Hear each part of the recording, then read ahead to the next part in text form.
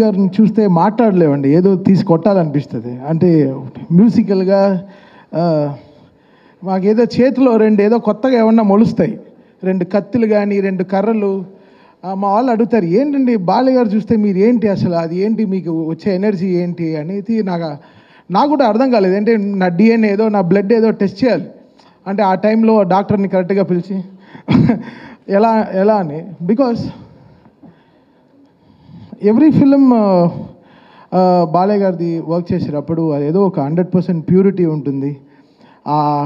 ఆ ఎనర్జీ, ఆ ఆౌరా, అది సంథింగ్ అండి, చాలా డిఫరెంట్, అది వెరీ వెరీ డిఫరెంట్.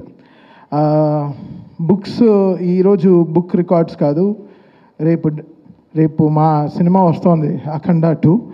ఆ సినిమా చాలా రికార్డ్స్ కొడుతుంది, ఇండస్ట్రీ రికార్డ్స్. సో దానికోసం మేము అందరం ఈగర్లీ వెయిటింగ్. సో అది అందరూ నన్ను అంటారు, లైక్ బిఫోర్ అఖండ ఆఫ్టర్ అఖండ అంటారు. సో ఇట్స్ లైక్ నాకే నా మ్యూజిక్కి పునర్జన్మ ఇచ్చిన బాలయ్య గారికి చాలా థ్యాంక్స్ అంతే చెప్పగలను. It's something beyond. అంటే నేనే ఇక్కడ యంగెస్ట్ అనుకుంటాను, నా తర్వాత దేవాంశ్ ఆయా ఇద్దరు ఉన్నారు. So it's a great feeling to be here and part of this great team. Brother Lokesh garu unnaru and Jayeshwar ma'am, Bandi Sanjay garu. Sir, my speeches we really love, sir. So thank you. And the whole team of records, World Book of Records.